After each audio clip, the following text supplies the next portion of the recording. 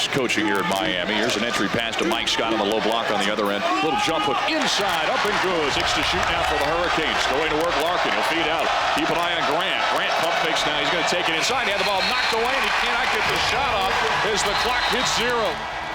The way we ended the first half, I thought, okay, that was about 15 minutes of real sound, tough defense. Top of the arc. He's defended by Joe Harris. He pulls up with a hand in his face for the elbow shot. Was an air ball. Reggie Johnson gets a rebound. Tries to put it up in traffic. There were arms all over. He couldn't make the shot. Fighting for the loose ball. Goes out of bounds. Who did touch last? They'll say off of Miami. He sees a crowd surround him. Dishes it off. He gets it off to Mitchell. He can't make the shot. But the follow-up slam from Darion Atkins.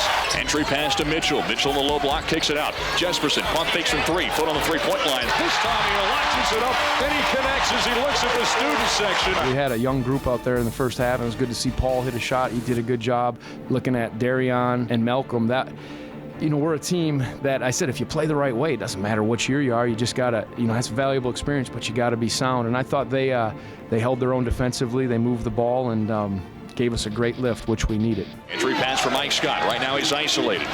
He's defended by Kaji. His pull-up jumper up and good from 15. Boy, Mike Scott with a cold-blooded jumper right there. We felt like, you know, Joe was cold and, you know, Miami played some good defense. They really did. They jammed the lane, and it wasn't a lot of easy looks out there. With Joe being off, we had to go to Mike. We had to try to get him going. Jontel Evans will get it into Zaglinski. He uncorks a 3-ball. This one is good. And with the top of the arc now for Virginia, he'll hand it off to Evans. Evans puts up a runner in the lane. That one touches the front iron and then rolls in for him.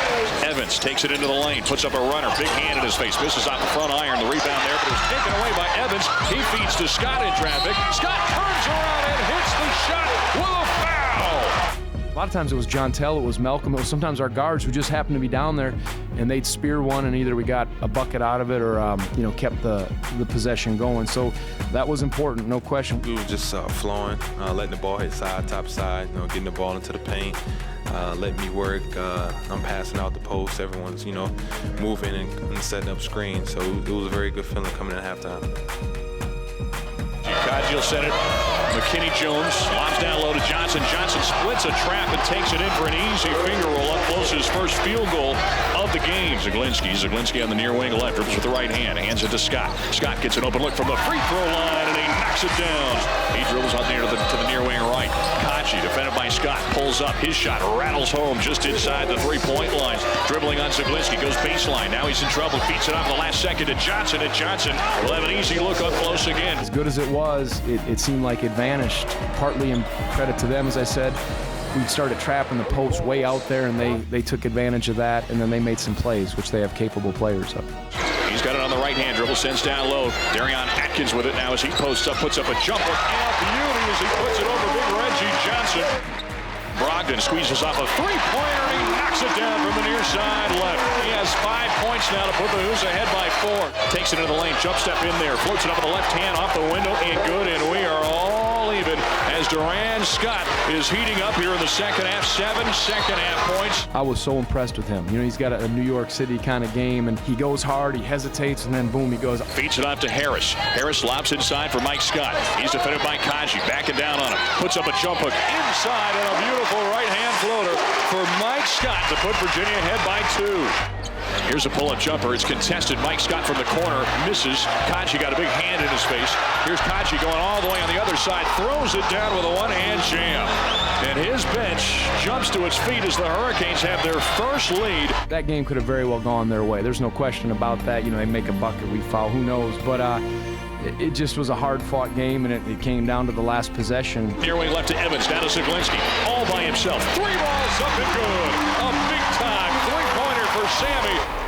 Dribbles between the legs, 56 seconds to go. Zaglinski gives down to Scott. Scott wants the ball in traffic, spinning in the traffic. He lays it off the window and good. A big shot from Mike Scott.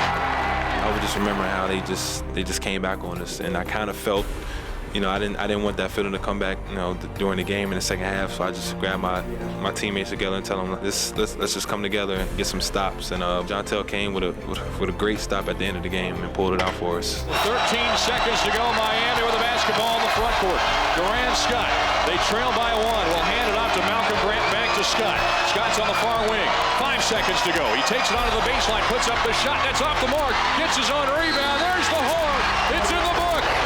The Cavaliers will hold on in a nail-biter. Their post defense normally is on the high side, and it was throughout the game until the final possession, and they played Reggie on the baseline side, which made it difficult on Duran. The opening he expected to have wasn't there. He had to improvise. We were just fortunate that last possession we really locked in and do what we do and just get a stop when we need it.